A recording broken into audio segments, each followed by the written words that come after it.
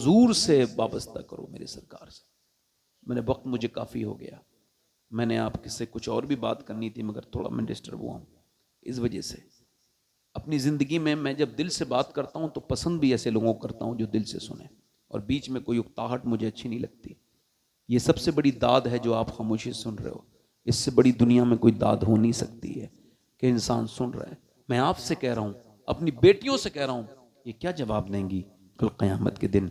और नौजवानों से आखिरी बात करके अपनी बात ख़त्म कर रहा हूँ। देखो, अगर माँ बाप नाराज़ हैं, अच्छा मुझे बताओ, अगर 10 पीर राजी हों और एक बाप नाराज हो तो बंदा कहाँ जाएगा? हर जहन्नमी को पता है कि उसे जाना कहाँ है ना। अब आदमी का हाल यह है कि अपने बाप से तो बात भी नहीं करते कुछ लोग, और बीवी से इतने डरे हुए हैं कि उसके बाप आ जाए तो उसको कहते हैं अब्बू जान। यानी अपने आप को अब्बा नहीं कह रहा है। अबे जिसका खुद का अब्बा हो वो दूसरे को अब्बा कब कहता है?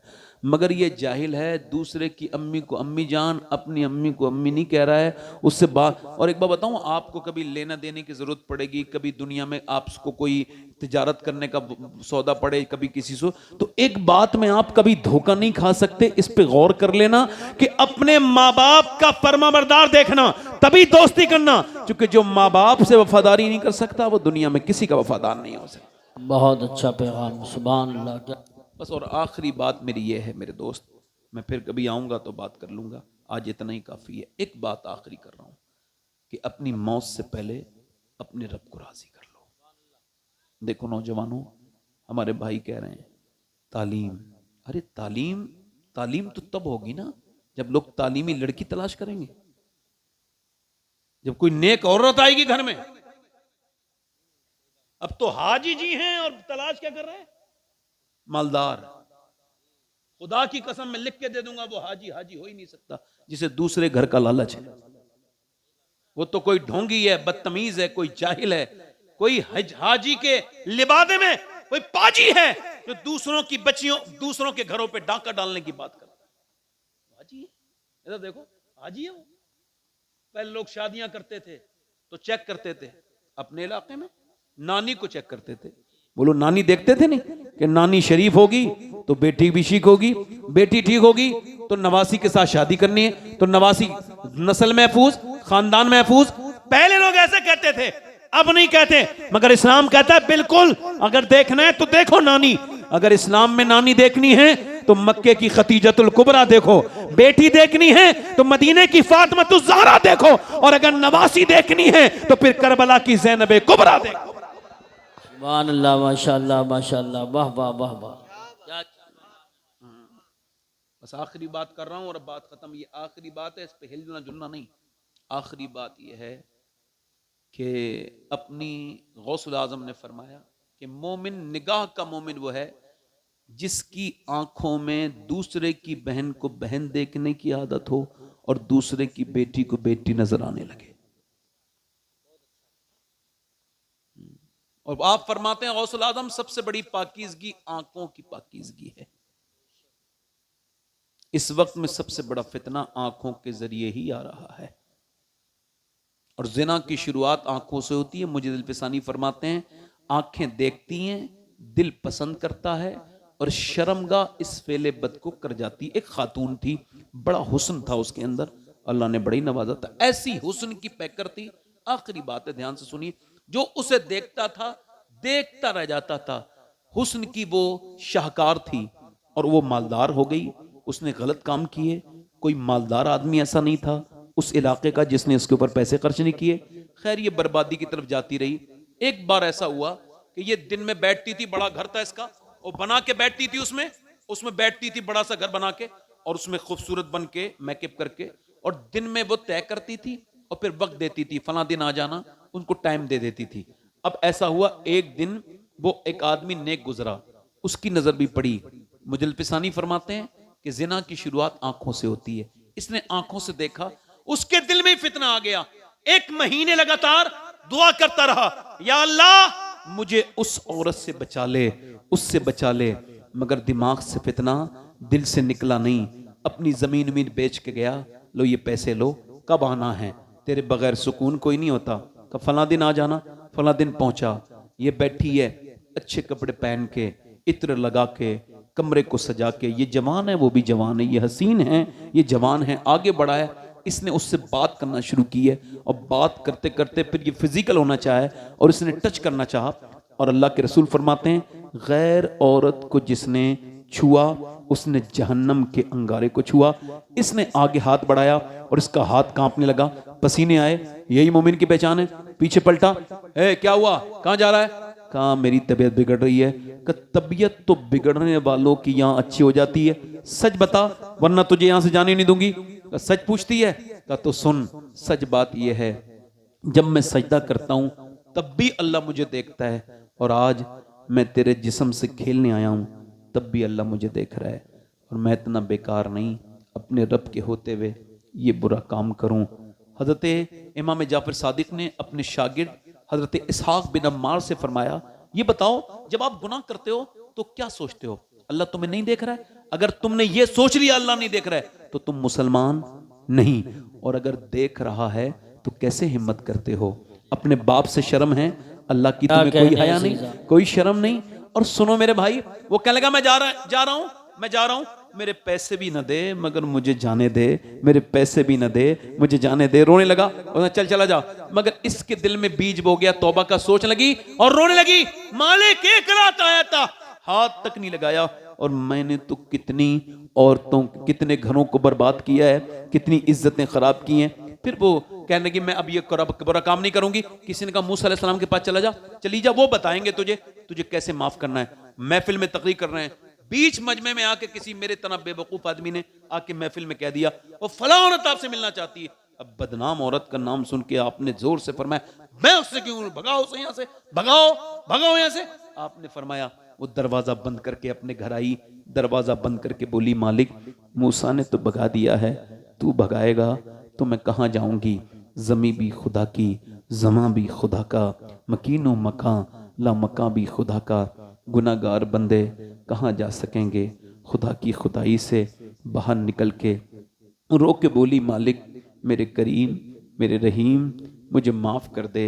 ये बता मेरी तरह अगर कोई गुनाह करने वाली नहीं है तो तेरे तरह कर्म करने वाला भी तो कोई नहीं है। बहुत फिर रोई, मालूम क्या क्या के रोई? ये कह के रोई परवरदिगार क्या मेरे गुनाह तेरी रहमत से भी बढ़ गए, तेरी रहमत से भी बढ़ गए। और फिर फूट फूट के रोई और बड़े बिलक बिलक के इतना रोई कि वो जगह भीग गई जहां वो बैठी थी, उस जगह पे सर रख के रोती थी। अभी रोई रही थी, दरवाजे पे दस्तक हुई, नहीं खोलूंगी कोई मेरा ग्राहक आया होगा। फिर दस्तक हुई, नहीं खोलूंगी कोई मेरा ग्राहक आया होगा। फिर दस्तक हुई तो सोचा तोड़ देगा दरवाजा। दरवाजा खोला तो सामने हजरत सैयदना मूसा अलैहिस्सलाम खड़े थे। आप क्यों आए हैं? आपने तो मुझे भगा दिया था। कि मुझे कब खबर थी? अभी अल्लाह ने जिब्राइल को भेजा है और फरमाया मूसा जा मेरी बंदी से कहना वो रोना बंद कर दे। अल्लाह ने उसके सारे गुनाह माफ कर दिए हैं, उसको बिल्कुल माफ कर दिया है। कहने लगी मूसा क्या एक बार में माफ कर दिया इतने जमाने की गुनाह करने वाली को एक बार में? अल्लाह ने फरमाया मूसा मेरी बंदी से कहो, मेरे बंदों से कि वो इतना रो ले कि आंख का आंसू ढलक के गाल तक आ जाए, सारे गुनाह इसी से माफ कर दूंगा। हजरत आदम रोते थे तो चील आके उनके आंसुओं को पीती थी, फिर उड़ जाती थी। हजरत आदम ने कहा मीठे चश्मे हैं दुनिया में, वो नहीं पीती, मेरे आंसू की पीती है।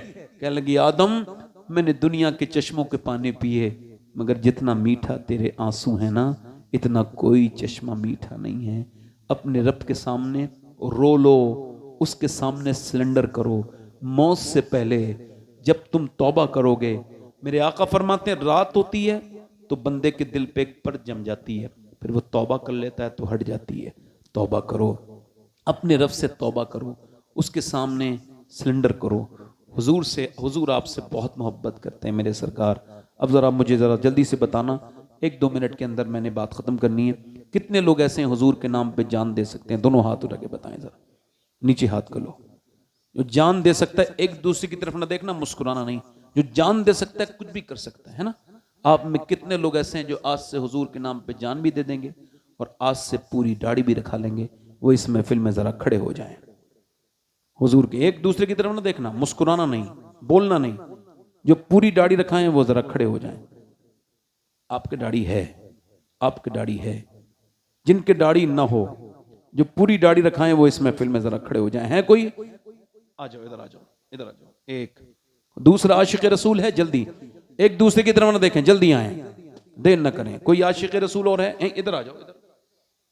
एक कोई दूसरा आशिक रसूल है? देखो मुस्कुराओ मत। 100 शहीदों का सवाब है, हर नबी के दाढ़ी, हर वली के दाढ़ी। एक सुन्नत में 100 शहीदों का सवाब। दाढ़ी कटाना मुंडाना एक बराबर, एक मुट्ठी की बात चल रही है। दूसरा कोई आशिक रसूल है इस महफिल रसूल में जो सुन्नत रसूल के लिए खड़ा हो जाए? आगे पीछे से ये आम मैलान है, किसी को रोका नहीं गया है, किसी को टोका नहीं गया है। सुन्नत रसूल जो रखाएगा वही सही मानों में आशिक रसूल है। है कोई आशिक रसूल आगे पीछे से जो खड़े होके कहे अब तक जिया था सभी के लिए, आज से जीऊंगा अपने प्यारे नबी के लिए? है कोई आशिक रसूल? माशाअल्लाह, सुभान अल्लाह। दूसरा कोई है? इधर से आगे से कोई भाई मेरा जो पूरी दाढ़ी रखा ले, जो सुन्नत रसूल वाला, आओ, आ जाओ, आ जाओ। 2 हो गए, 2। सुभान। ये बताओ मैं इतना खुश हो रहा हूं तो मदीने वाले सरकार कितना खुश हो रहे होंगे। है?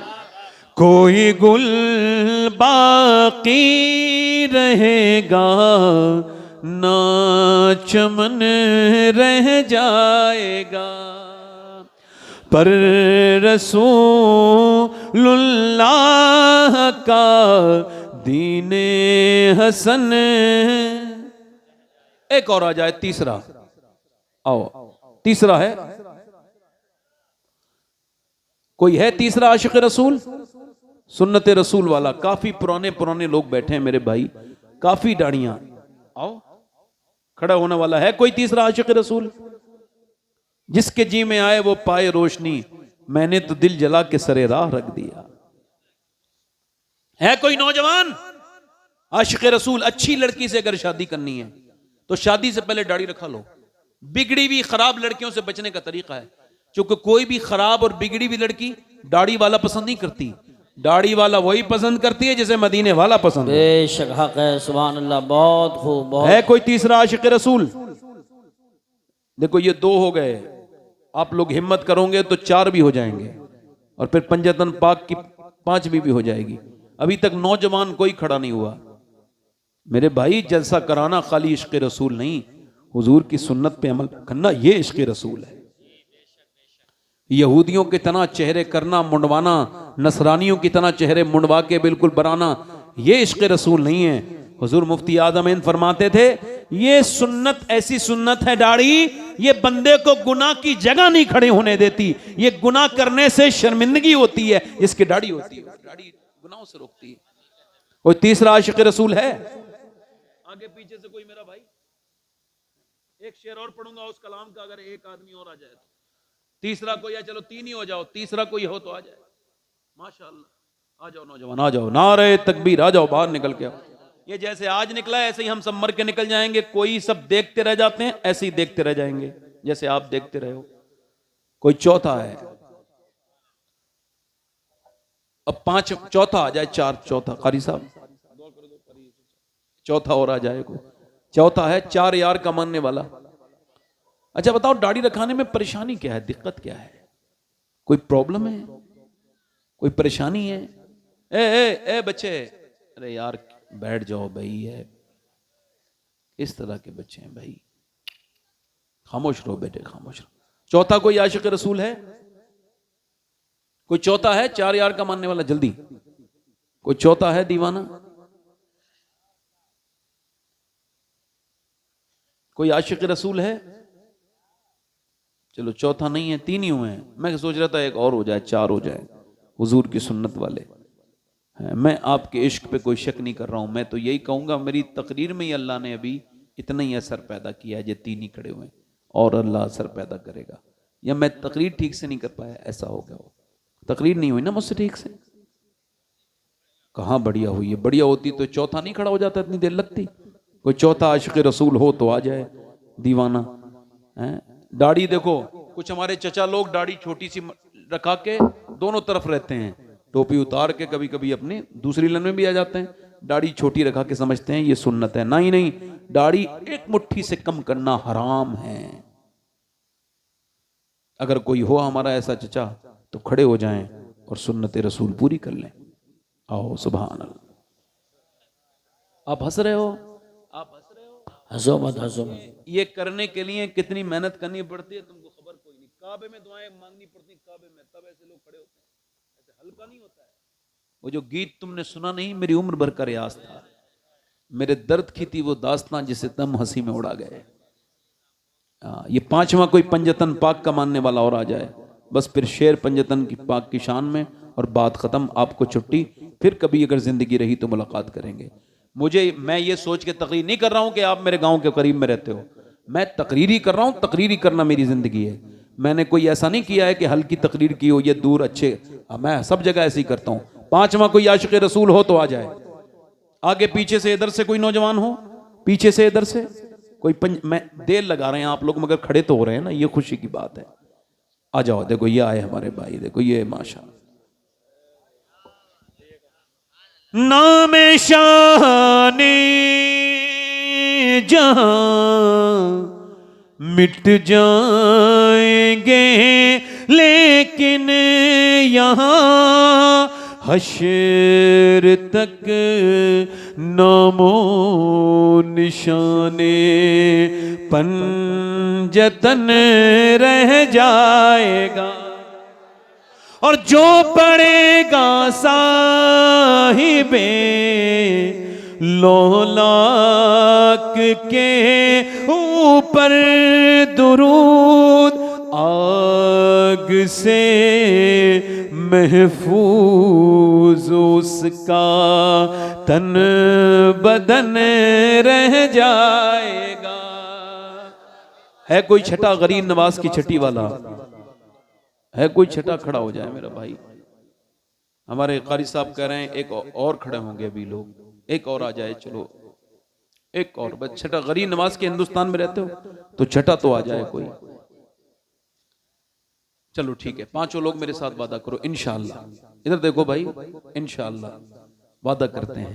कहो मेरे साथ, वादा करते हैं उलमा की मौजूदगी में आज के बाद न दाढ़ी कटेगी, न इंशाअल्लाह मुड़ेगी इंशाअल्लाह।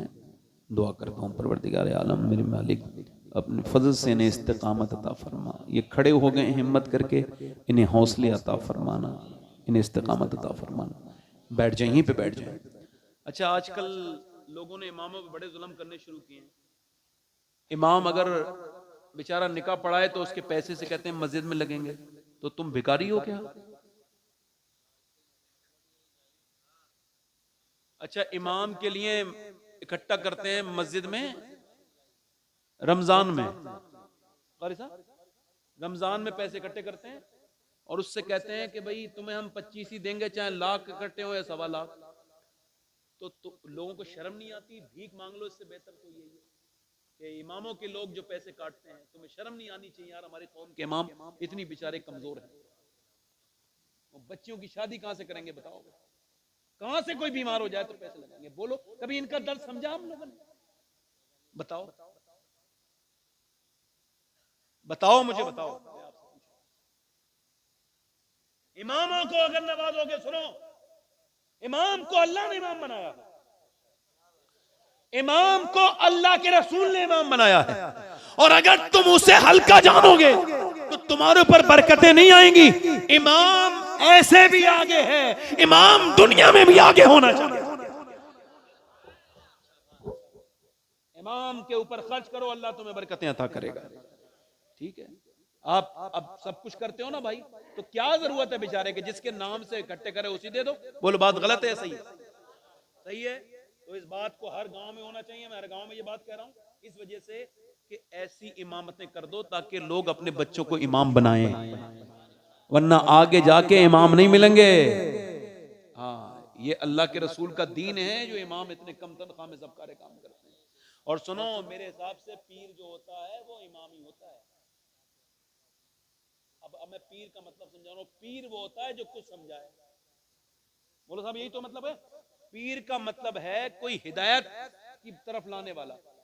तो जो नजराने ले वो पीर नहीं है, जो तुम्हें कलमे सिखाए, तुम्हें कुरान पढ़ाए, वो तुम्हारा पीर है। अच्छा, आप ये समझ रहे हो ये बात मैंने ऐसी कह दी, गलत तो नहीं की? बोलो साहब, मैं गलत तो नहीं कर रहा हूं? वैसे ये अगर एग्री ना भी करें तो मैं तो बात सीखी कह रहा हूं, क्योंकि पीर वो है जो तुम्हें कुछ दीन यहां तक कि आप खबर है, आप अगर कलमा भी ठीक से पढ़ना जानते हो तो ये भी इमामों की बरकतें हैं। अल्लाह ताला की बारगाह में दुआ करता हूं कि हमारे अइम्मा अहले सुन्नत को अल्लाह सलामत रखे। और आपने मेरी तकरीर सुनी, आपका बहुत शुक्रिया, बड़ी मेहरबानी आपकी, और बहुत शुक्रिया। कहीं डाटा वाटा हो तो माफ कर देना, मुझे कोई बात बुरी लगी हो तो। अच्छा ठीक है, एक ही तकरीर में करवा लेंगे सारी, फिर इंशाल्लाह अगली बार आएंगे तो और करेंगे। आपका बहुत शुक्रिया मेरे भाई। वो असल में सलाम पढ़ेंगे, बस मैं आपसे गुजारिश कर रहा हूँ,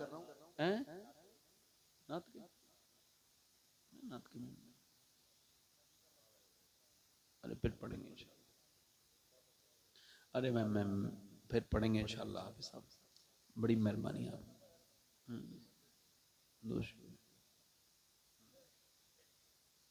ये माशाल्लाह बाइक वाला बहुत अच्छा आदमी है माशाल्लाह। सोच रहा था कोई चुरा के न ले जाए, बैठ के सुनी उसने तकरीर से। ऐसे लोगों को देख लिया करो, ये ऐसे लोग जल्दी पैदा होते नहीं है, ये बड़ी मुश्किल से नमूदार होते हैं ऐसे लोग।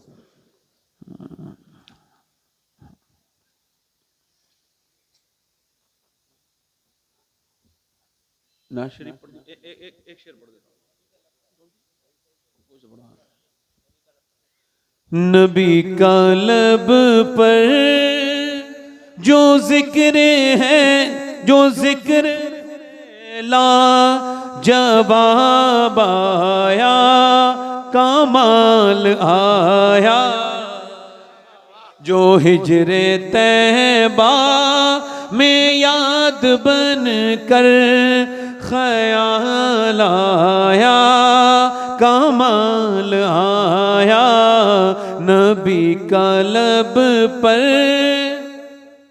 जो जिक्र है बेमिसाल आया। जो हिजरे तैबा में याद बन कर ख्याल आया। बस खड़े हो जाइए। अस्तगफिरुल्लाह रब्बी मिन कुल्लि ज़म्बिन व अतूबु इलैहि, ला इलाहा इल्लल्लाह।